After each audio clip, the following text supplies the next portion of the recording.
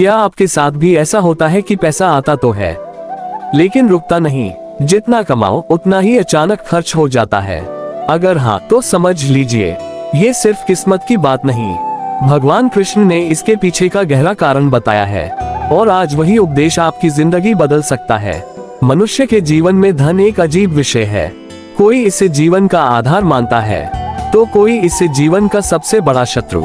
लेकिन प्रश्न वही है, पैसा आता तो है फिर चला क्यों जाता है?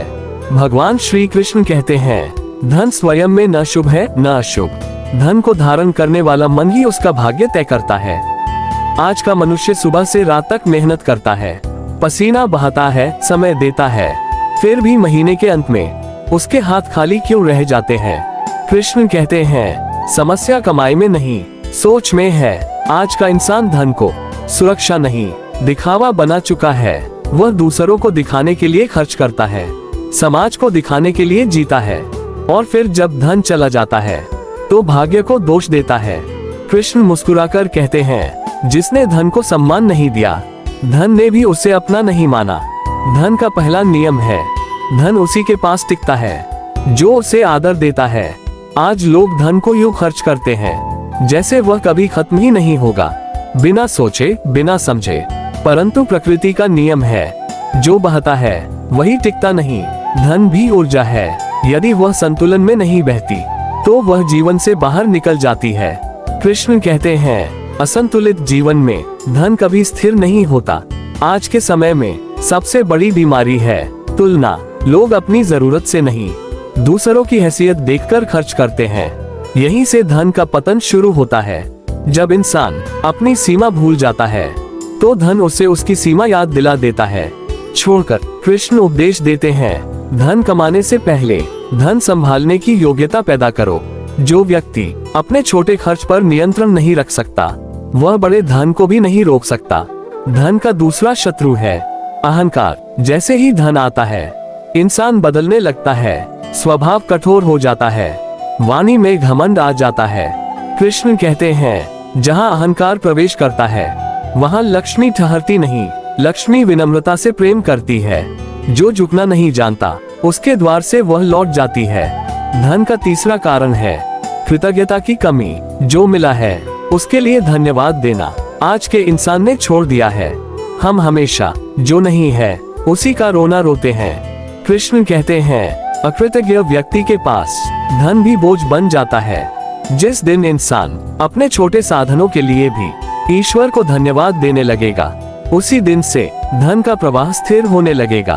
धन केवल जेब में नहीं टिकता, वह पहले मन में टिकता है। यदि मन अशांत है तो धन भी अशांत रहेगा।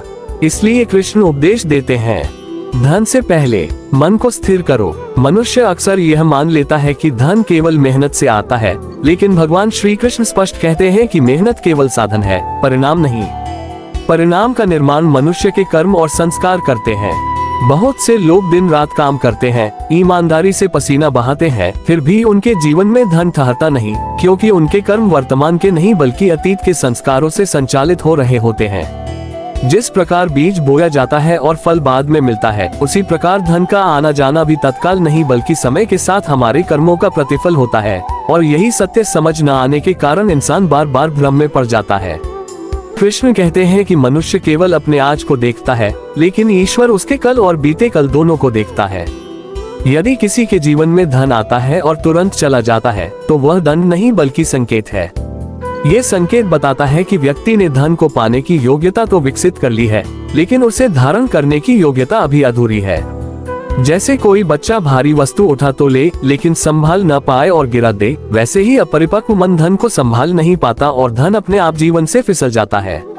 श्रीमद् भगवद गीता में कृष्ण कर्म को 3 भागों में बताते हैं, सात्विक, राजस और तामस। सात्विक कर्म वह है जिसमें सेवा, संतुलन और शांति हो। राजस कर्म वह है जिसमें अहंकार, प्रतिस्पर्धा और दिखावा हो। तामस कर्म वह है जिसमें आलस्य, अव्यवस्था और अविवेक हो। कृष्ण कहते हैं कि जो धन सात्विक कर्म से आता है वह धीरे धीरे आता है लेकिन टिकता है, जबकि राजस और तामस कर्म से आया धन तेजी से आता है और उतनी ही तेजी से चला जाता है, क्योंकि उसकी जड़ में स्थिरता नहीं होती। आज का मनुष्य अधिकतर राजस कर्म में जी रहा है। वह कमाता इसलिए नहीं कि जीवन सहज बने, बल्कि इसलिए कि दूसरों से आगे दिखे। वह धन को साधन नहीं, पहचान बना लेता है। यही सबसे बड़ी भूल है।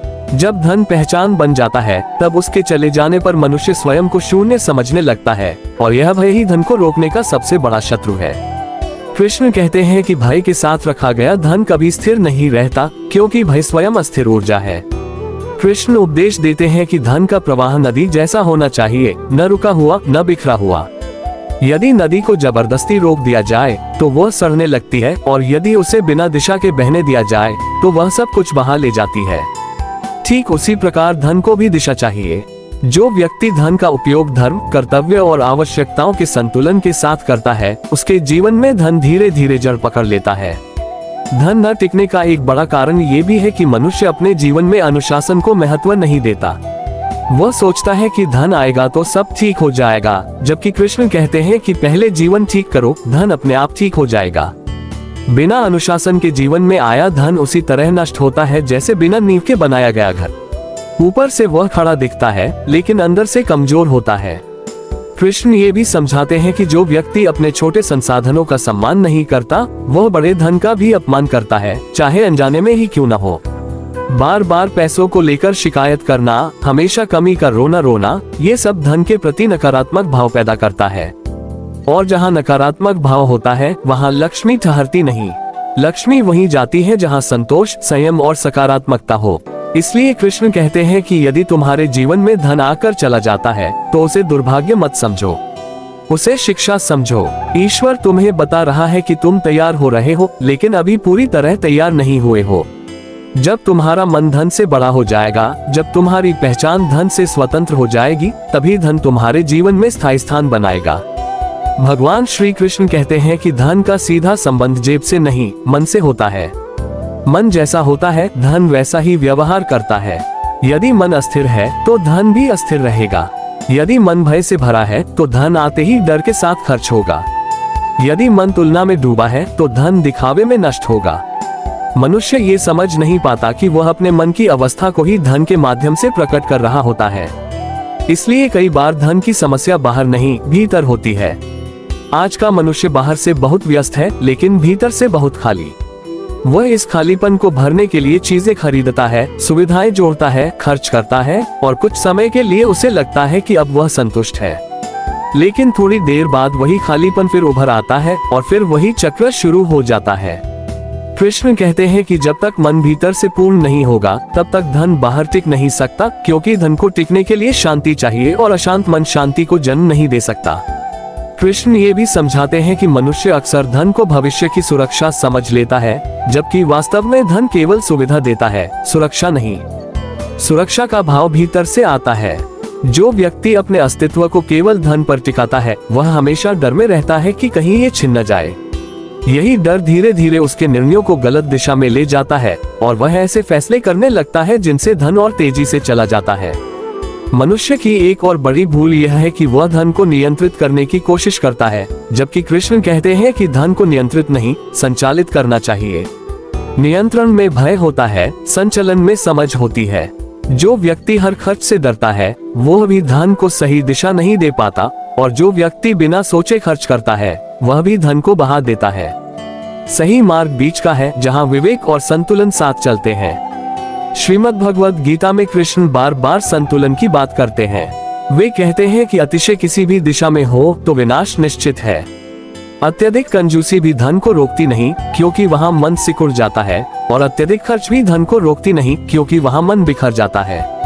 धन वहीं टिकता है जहाँ मन विस्तृत होता है, लेकिन बिखरा हुआ नहीं होता। कृष्ण ये भी बताते हैं कि मनुष्य जब धन को लेकर क्रोध, ईर्ष्या या अपराध बोध महसूस करता है, तब वह अनजाने में धन को अपने जीवन से दूर कर देता है। कुछ लोग धन को बुरा मानते हैं, कुछ अमीरों से घृणा करते हैं, और फिर आश्चर्य करते हैं कि उनके जीवन में धन क्यों नहीं टिकता। कृष्ण कहते हैं कि जिसे तुम भीतर से अस्वीकार करते हो, वह तुम्हारे जीवन में स्थिर नहीं रह सकता। धन का सम्मान करना बिना उसकी पूजा किए एक आवश्यक गुण है। मन और धन का रिश्ता बहुत सूक्ष्म है। कई बार व्यक्ति बाहर से बहुत धार्मिक दिखता है, लेकिन भीतर से धन को लेकर उसके विचार नकारात्मक होते हैं। वह सोचता है कि पैसा आया तो परेशानी बढ़ेगी, रिश्ते बिगड़ेंगे, लोग बदल जाएंगे। ऐसे विचार धन के लिए बंद दरवाजे की तरह होते हैं। धन आ भी जाए तो वह रुक नहीं पाता, क्योंकि उसे भीतर स्वागत ही नहीं मिलता। कृष्ण उपदेश देते हैं कि यदि तुम चाहते हो कि धन तुम्हारे जीवन में स्थिर हो, तो पहले अपने मन को स्थिर करो, अपनी आवश्यकताओं को स्पष्ट करो, अपने भय को पहचानो और अपनी तुलना की आदत को धीरे धीरे छोड़ो। जब मन शांत होता है तो धन स्वयं रास्ता खोज लेता है। तब धन बोझ नहीं बनता, बल्कि साधन बन जाता है। अंत में कृष्ण कहते हैं कि धन कोई लक्ष्य नहीं है, वह केवल यात्रा का सहायक है। जो उसे लक्ष्य बना लेता है वह भटक जाता है, और जो उसे साधन समझता है वह आगे बढ़ता जाता है। जब ये समझ मन में बैठ जाती है तभी धन रुकना शुरू करता है, क्योंकि तब वह मनुष्य के जीवन में सही स्थान पा लेता है। भगवान श्री कृष्ण कहते हैं कि धन स्वयं किसी को बांधता नहीं, मनुष्य अपने लालच से बंध जाता है। जब धन आता है तो वह केवल एक अवसर लेकर आता है, ये देखने के लिए कि मनुष्य उसका उपयोग कैसे करता है। यदि धन आने के बाद मन और अधिक पाने की आग में जलने लगे तो वही आग धीरे धीरे धन को भी भस्म कर देती है। कृष्ण के अनुसार धन की सबसे बड़ी परीक्षा उसका आना नहीं, बल्कि उसके आने के बाद मन की अवस्था है। आज का मनुष्य यह मान बैठा है कि अधिक धन आने से जीवन की सभी समस्याएं समाप्त हो जाएंगी। इसी भ्रम में वह संतोष को कमजोरी समझ लेता है। लेकिन कृष्ण स्पष्ट कहते हैं कि संतोष ही वह आधार है जिस पर धन टिकता है। जिस घर में संतोष नहीं होता वहाँ लक्ष्मी भी अस्थायी अतिथि बनकर आती है और बिना शोर किए चली जाती है। मनुष्य फिर यही सोचता रह जाता है कि आखिर कमी कहाँ रह गई। लालच का स्वरूप बहुत सूक्ष्म होता है। ये हमेशा अधिक की मांग करता है, अधिक पैसा, अधिक सम्मान, अधिक सुविधा। लालच कभी वर्तमान से संतुष्ट नहीं होता, वह भविष्य के सपनों में जीता है। कृष्ण कहते हैं कि जो व्यक्ति वर्तमान का सम्मान नहीं करता, भविष्य भी उसे स्थिरता नहीं देता। धन वर्तमान में ठहरता है, भविष्य के लालच में नहीं। कृष्ण ये भी समझाते हैं कि जब मनुष्य अपने जीवन में आए धन को दूसरों से तुलना का साधन बना लेता है, तब धन का उद्देश्य समाप्त हो जाता है। वह धन जो जीवन को सरल बनाने आया था, वही जीवन को जटिल बना देता है। तुलना से उत्पन्न असंतोष मन में स्थायी शांति पैदा करता है, और अशांत मन में धन कभी टिक नहीं सकता। यही कारण है कि बहुत से लोग सब कुछ होते हुए भी भीतर से खाली रहते हैं। श्रीमद् भगवद गीता में कृष्ण कहते हैं कि संतोष का अर्थ यह नहीं कि प्रयास छोड़ दिए जाएं, बल्कि इसका अर्थ यह है कि जो मिला है उसके प्रति कृतज्ञता बनी रहे। जो व्यक्ति कृतज्ञ है वह धन को सही दिशा में बहाता है। वह जानता है कि धन आया है, इसलिए वह उसे सहेजता भी है और सही समय पर उपयोग भी करता है। ऐसे व्यक्ति के जीवन में धन धीरे धीरे स्थिरता प्राप्त करता है। धन न टिकने का एक बड़ा कारण ये भी है कि मनुष्य अपने भीतर की खाली जगह को भरने के लिए धन का उपयोग करने लगता है। वह प्रेम, सम्मान और शांति की कमी को खरीदारी और खर्च से भरने की कोशिश करता है। लेकिन कृष्ण कहते हैं कि जो चीजें भीतर से मिलती हैं, उन्हें बाहर से नहीं खरीदा जा सकता। जब ये सत्य समझ में आ जाता है तब अनावश्यक खर्च अपने आप कम हो जाता है और धन रुकने लगता है। कृष्ण उपदेश देते हैं कि लालच को पहचानना ही उसका अंत है। जैसे ही मनुष्य ये समझ लेता है कि उसे वास्तव में कितना चाहिए और कितना केवल दिखावे के लिए है, उसी क्षण से उसके जीवन में संतुलन लौटने लगता है। संतुलन ही वह भूमि है जहाँ धन जड़ पकड़ता है। बिना संतुलन के धन केवल आता जाता रहता है, जैसे कोई राहगीर। अंत में कृष्ण कहते हैं कि धन को पकड़ कर रखने की कोशिश मत करो, बल्कि अपने स्वभाव को ऐसा बनाओ कि धन स्वयं रुकना चाहे। जहाँ सादगी, संतोष और विवेक होते हैं, वहाँ लक्ष्मी को अलग से बुलाना नहीं पड़ता। वह स्वयं उस स्थान को अपना घर बना लेती है। भगवान श्री कृष्ण कहते हैं कि धन केवल लेने से नहीं रुकता, देने से रुकता है। ये बात सुनने में मनुष्य को अजीब लगती है, क्योंकि सामान्य बुद्धि यही कहती है कि जितना बचाओगे उतना धन टिकेगा। लेकिन कृष्ण की दृष्टि सामान्य नहीं, गहन और सूक्ष्म है। वे कहते हैं कि धन भी ऊर्जा है और ऊर्जा का नियम है कि वह प्रवाहित होना चाहती है। जो ऊर्जा रुक जाती है वह दूषित होने लगती है, और जो सही दिशा में बहती है वही शुद्ध और स्थिर रहती है। आज का मनुष्य धन को केवल अपने लिए जमा करने की दौड़ में लगा हुआ है। वह भविष्य के डर से, असुरक्षा के भाव से धन को कसकर पकड़ लेता है, लेकिन यही डर धन को जकड़ देता है। कृष्ण कहते हैं कि जहाँ भय होता है वहाँ विश्वास नहीं होता, और जहाँ विश्वास नहीं होता वहाँ लक्ष्मी ठहरती नहीं। दान का अर्थ केवल धन देना नहीं है, दान का अर्थ है अभाव के भय से मुक्त होना। श्रीमद् भगवद गीता में कृष्ण दान को 3 प्रकार का बताते हैं: सात्विक, राजस और तामस। सात्विक दान वह है जो सही समय पर सही पात्र को बिना किसी अपेक्षा के दिया जाए। ऐसा दान देने वाला व्यक्ति भीतर से हल्का हो जाता है, उसका मन खुलता है और उसी खुले मन में धन स्थिरता से ठहरता है। राजस दान वह है जो दिखावे के लिए दिया जाता है, सम्मान या प्रशंसा की इच्छा से दिया जाता है। ऐसा दान तुरंत ऊर्जा खो देता है और धन में स्थिरता नहीं लाता। तामस दान वह है जो गलत समय पर गलत भाव से दिया जाता है और यह मनुष्य के जीवन में भ्रम और हानि बढ़ाता है। कृष्ण ये भी समझाते हैं कि दान केवल पैसे का नहीं होता। समय, सम्मान, सहयोग और करुणा भी दान है। जो व्यक्ति अपने जीवन में देने की आदत विकसित कर लेता है, उसका मन संकुचित नहीं रहता। संकुचित मन में धन घुटन महसूस करता है, जबकि विस्तृत मन में वह सहजता से ठहरता है। यही कारण है कि कई साधारण दिखने वाले लोग भीतर से बहुत समृद्ध होते हैं, जबकि अत्यधिक कमाने वाले लोग भी हमेशा अभाव में जीते हैं। धन के न टिकने का एक बड़ा कारण ये भी है कि मनुष्य केवल अपने लिए जीने लगता है।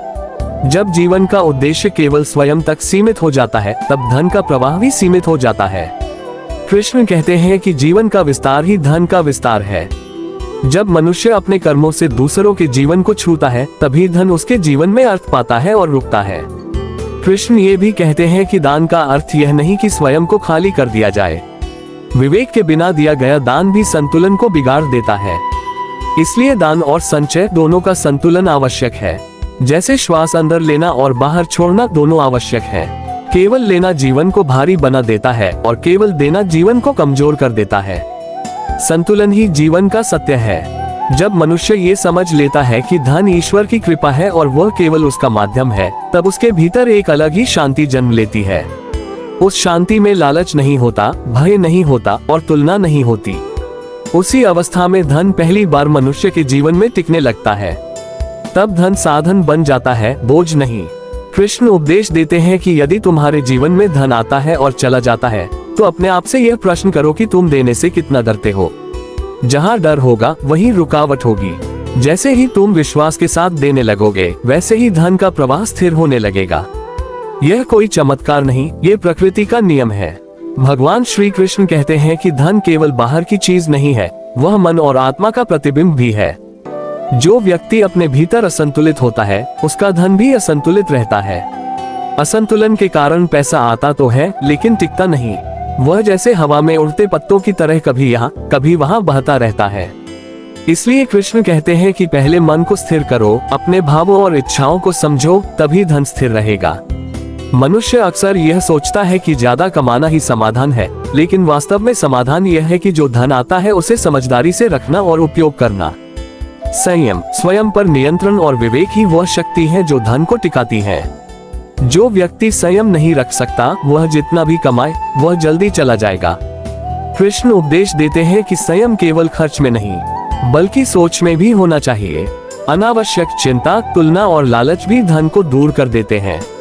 आज के समय में मनुष्य बार बार उन चीजों के पीछे भागता है जो वास्तव में जरूरी नहीं। वह दिखावे, मान सम्मान और अपेक्षाओं के लिए धन को प्रयोग करता है।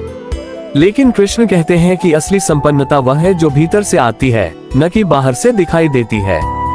जब व्यक्ति अपने भीतर की शांति को महत्व देता है, तभी वह धन के साथ संतुलन बना सकता है। धन का स्थायित्व केवल संयम से नहीं, सही दृष्टिकोण से भी आता है। जो व्यक्ति यह मान लेता है कि धन उसका है, वह तुरंत उसे खो देने का डर महसूस करता है। डर, जैसे पहले बताया, धन को रोकने वाला सबसे बड़ा शत्रु है। लेकिन जो व्यक्ति धन को एक माध्यम समझता है, उसे नियंत्रित करने का प्रयास नहीं करता, उसे प्रवाह के अनुसार बहने देता है, वही व्यक्ति धन को अपने जीवन में स्थिर देखता है। कृष्ण ये भी कहते हैं कि धन का उपयोग केवल अपने लिए नहीं, बल्कि जीवन में संतुलन और समाज में योगदान के लिए होना चाहिए। जब धन केवल स्वयं के लिए केंद्रित होता है, तो वह सीमित और अस्थिर होता है। जब धन का उपयोग समाज और जरूरतमंदों के लिए किया जाता है, तब उसका प्रभाव बढ़ता है और वह स्थायी बनता है। यही कारण है कि कई साधारण व्यक्ति भी, जो विवेक और दान के साथ धन का प्रयोग करते हैं, लंबे समय तक समृद्ध रहते हैं। धन न टिकने का एक और कारण है आभ्यंतर शक्ति का अभाव। व्यक्ति चाहे कितना भी धन अर्जित करे, यदि उसके अंदर आत्मविश्वास, संतुलन, संयम और आभ्यंतर शांति नहीं है, तो धन उसके जीवन में स्थिर नहीं हो सकता। कृष्ण कहते हैं कि आत्म नियंत्रण और आंतरिक शक्ति धन को जीवन में टिकाने का आधार है। जब ये शक्ति मजबूत होती है तब धन केवल टिकता ही नहीं बल्कि अपने आप बढ़ने लगता है। कृष्ण उपदेश देते हैं कि यदि जीवन में धन बार बार आता और चला जाता है तो उसे दुर्भाग्य मत समझो, उसे शिक्षा समझो। ये संदेश है कि तुम्हारे भीतर अभी और विकास होना बाकी है।